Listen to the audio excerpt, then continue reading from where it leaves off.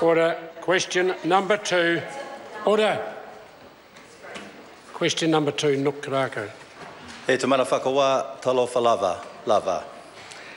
My question is to the Minister of Finance. How does Budget 2015 continue the government's plan to deliver better public services? The Honourable Stephen Joyce. Mr Speaker, on behalf of the Minister of Finance, 3 years ago the Prime Minister set 10 challenging targets for the public service.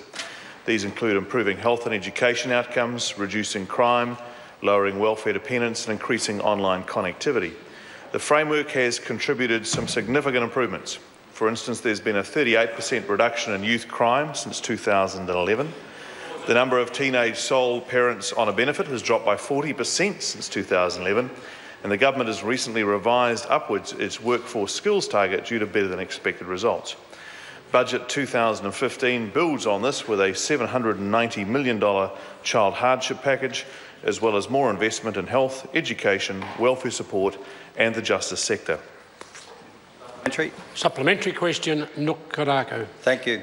How did Budget 2015 deliver on the government's continued focus on supporting the most vulnerable New Zealanders? Honourable Stephen Joyce. Well, Mr Speaker, on behalf of the Minister of Finance, one of the most important things we can do for vulnerable families is help the parents into work. And that is why in the budget we increased obligations on those on a benefit to be available for work. The solidly growing economy has produced 194,000 extra jobs since late 2010, meaning we've already surpassed our aim of 170,000 jobs by mid this year, which we set in Budget 2011. Another 150,000 jobs are expected by 2019, and we're continuing our focus on helping those on welfare into work where this is appropriate. We are having some success with this approach. Last year, we reduced the expected cost of supporting current beneficiaries over their lifetime by $7.5 billion. A key part of this was getting more sole parents into work. Supplementary question, Nuk Korako. How is better data helping the government meet the needs of vulnerable New Zealanders?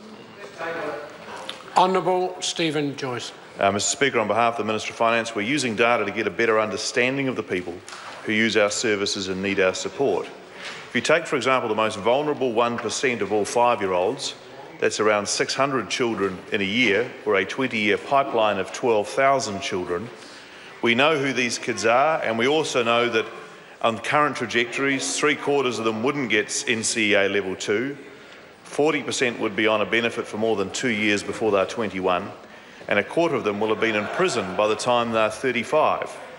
They would face hardship, but on average, these children would each cost the taxpayers $320,000 before they turn 35, and some of them well over $1 million.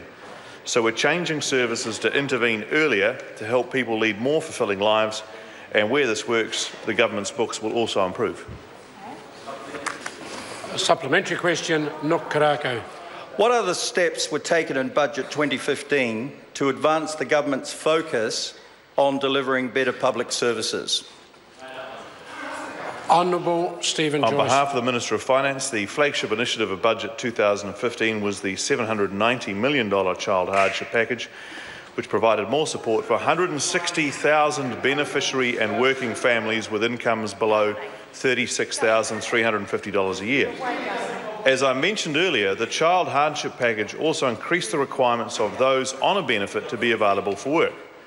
The budget also provides over $100 million for further initiatives to support vulnerable children, including $49.8 million to continue funding whānau order navigators to help families tackle problems, $36 million over 4 years to support the Children's Action Plan for at-risk children, and an extra $23 million to bolster the work of Child, Youth and Family.